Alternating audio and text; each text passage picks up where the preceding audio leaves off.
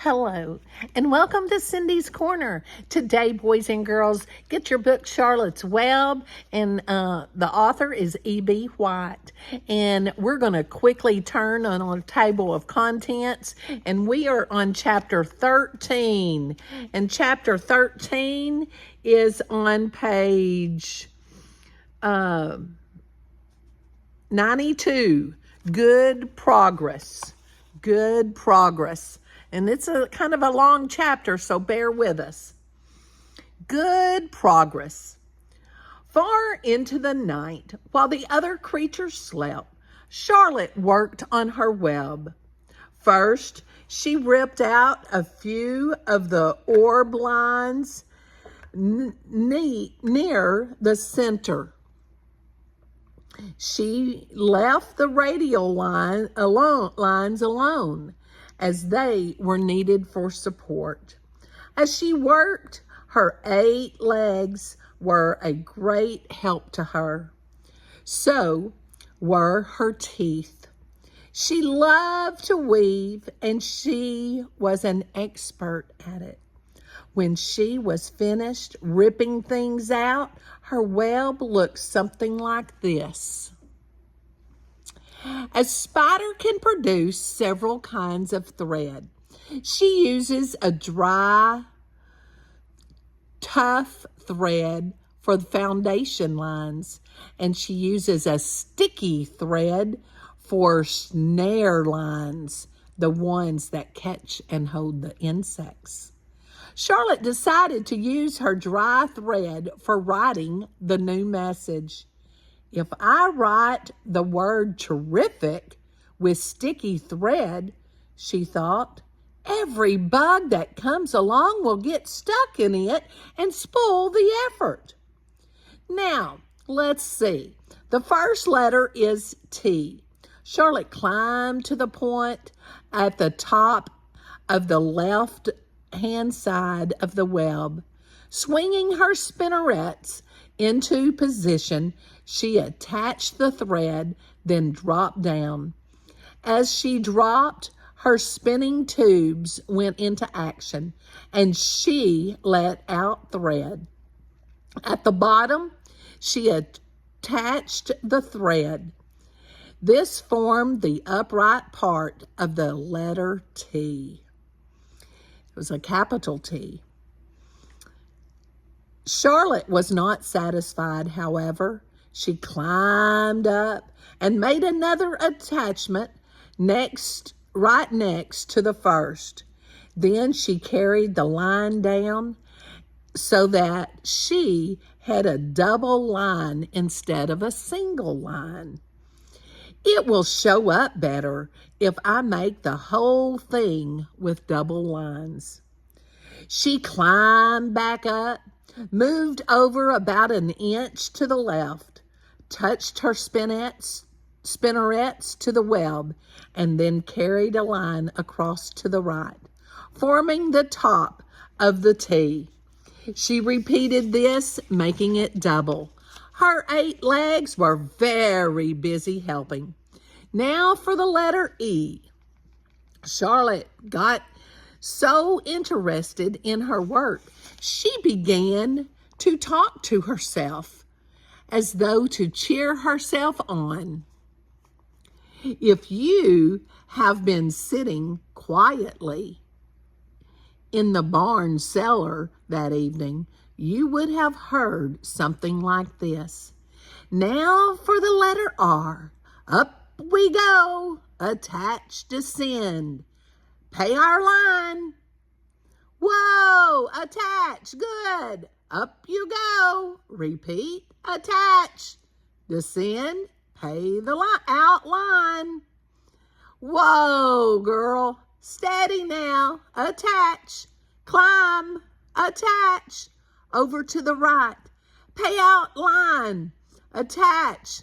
Now, right and down. And swing that loop and around and around.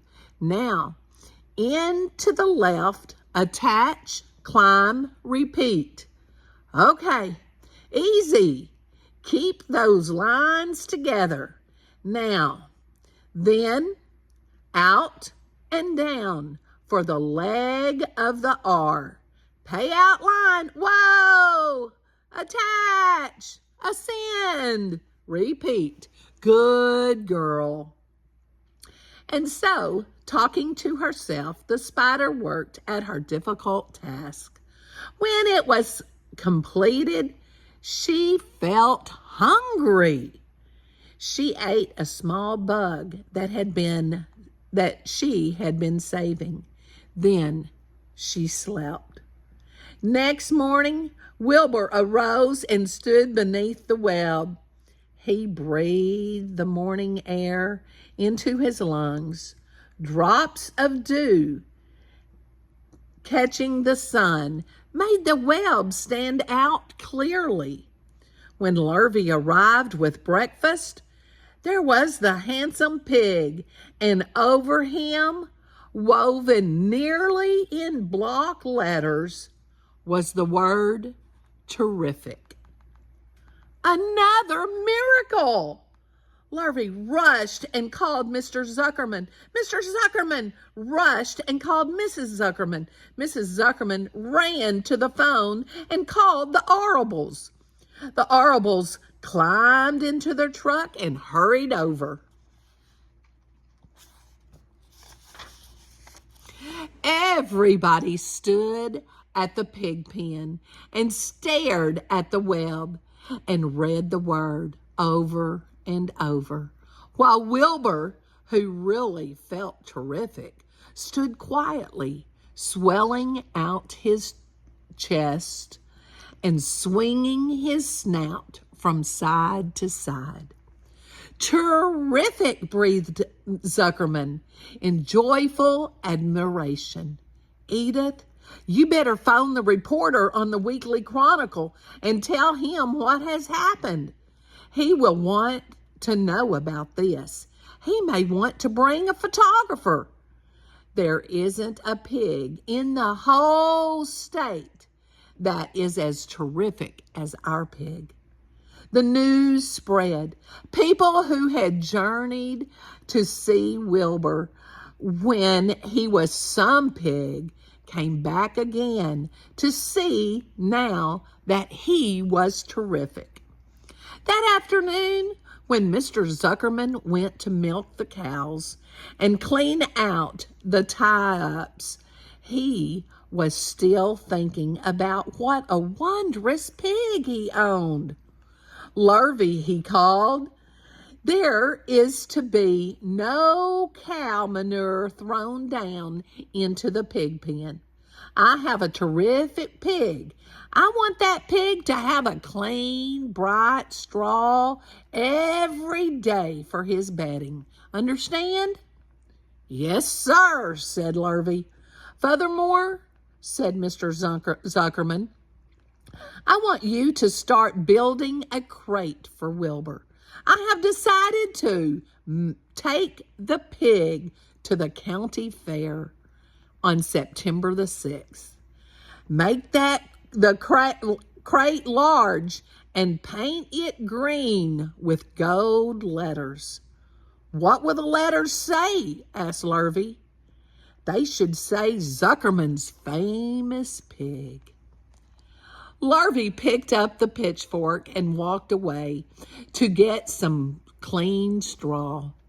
Having such an important pig was going to mean plenty of work. He could see that. All right, now then, they think they've got a really great pig and he's going to the county fair. All right. Below the apple orchard, at the end of the path, was the dump where Mr. Zuckerman threw all sorts of trash and stuff that nobody wanted anymore. Here, in a small clearing, hidden by young alders and wild raspberry bushes, was an astonishing pile of old bottles and empty tin cans and dirty rags and bits of metal and broken bottles and broken hinges and broken springs and dead batteries and last month's magazines and old discarded dish mops and tattered overalls and rusty spikes and leaky pails and forgotten stoppers and useless junk of all kinds, including a wrong size crank for a broken ice cream freezer. Templeton knew the dump and liked it. There were good hiding places there, excellent cover for a rat. And there was usually a tin can with food still clinging to the inside. Templeton was down there now, rummaging around. When he returned to the barn, he carried in his mouth an advertisement he had torn from a crumbled magazine. "How's this?" he asked, showing the ad to Charlotte.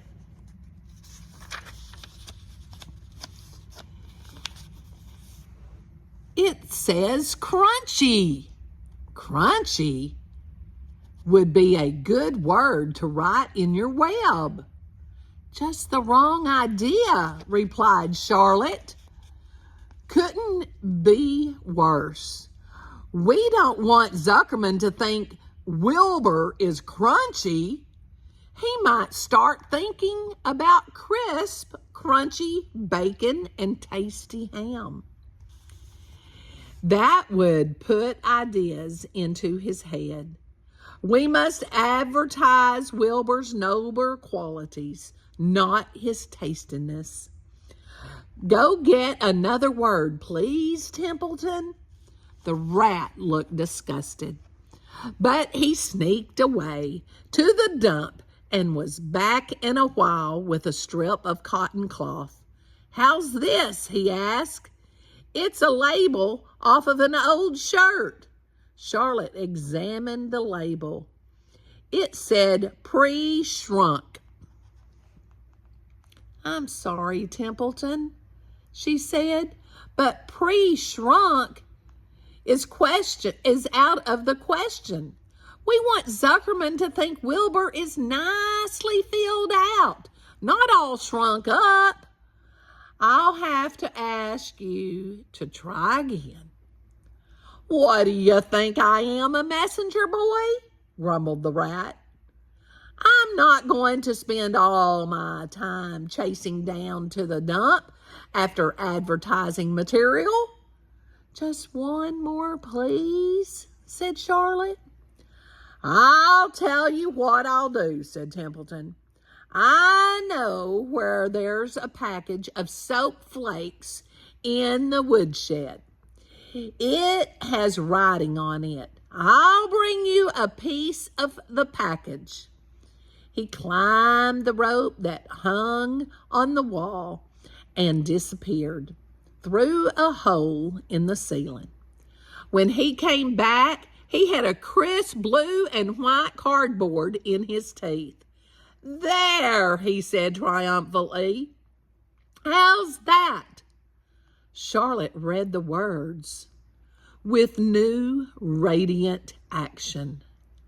"What does that mean?" asked Charlotte, who had never used any soap flakes in her life. "How should I know?" said Templeton. "You asked for words and I brought them. I suppose the next thing you want me to do is a dictionary." Together, they studied the soap ad. "With new radiant action," repeated Charlotte slowly. "Wilbur," she called. Wilbur, who was asleep in the straw, jumped up. "Run around," commanded Charlotte. "I want to see you in action, to see if you are radiant." Wilbur raced to the end of his yard. "Now back again, faster," said Charlotte. Wilbur galloped back. His skin shone. His tail had a fine, tight curl in it. "Jump in the air," cried Charlotte. Wilbur jumped as high as he could.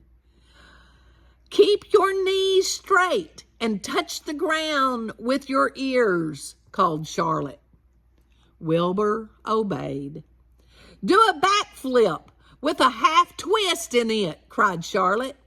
Wilbur went over backwards, writhing and twisting as he went. "Okay, Wilbur," said Charlotte, "you can go back to sleep." "Okay, Templeton, the soap ad will do, I guess." I'm not sure Wilbur's action is exactly radiant, but it's interesting. "Actually," said Wilbur, "I feel radiant." "Do you?" said Charlotte, looking at him with affection. "Well, you're a good little pig, and radiant you shall be. I'm in this thing pretty deep now. I might as well go to the limit." Tired from his romp, Wilbur lay down in the clean straw. He closed his eyes. The straw seemed scratchy, not as comfortable as the cow manure, which was always delightfully soft to lie in. So he pushed the straw to one side and stretched out in the manure. Wilbur sighed. It had been a busy day. His first day of being terrific. Dozens of people had visited his yard during the afternoon, and he had had to stand and pose, looking as terrific as he could. Now he was tired. Fern had arrived and seated herself quietly on her stool in the corner. "Tell me a story, Charlotte," said Wilbur, as he lay waiting for sleep to come. "Tell me a story." So Charlotte, although she, too, was tired, did what Wilbur wanted. "Once upon a time," she began, "I had a beautiful cousin who managed to build her web across a small stream. One day, a tiny fish leaped into the air and got tangled in the web. My cousin was very much surprised, of course. The fish was thrashing wildly. My cousin hardly dared tackle it, but she did. She swooped down and threw great masses of wrapping material around the fish, fought bravely to capture it." "Did she succeed?" asked Wilbur. "It was a never-to-be-forgotten battle," said Charlotte. "There was the fish, caught only by one fin, and its tail wildly thrashing and shining in the sun. There was the web, sagging dangerously under the weight of the fish." "How much did the fish weigh?" asked Wilbur eagerly. "I don't know," said Charlotte. "There was my cousin, slipping in, dodging out, beaten mercilessly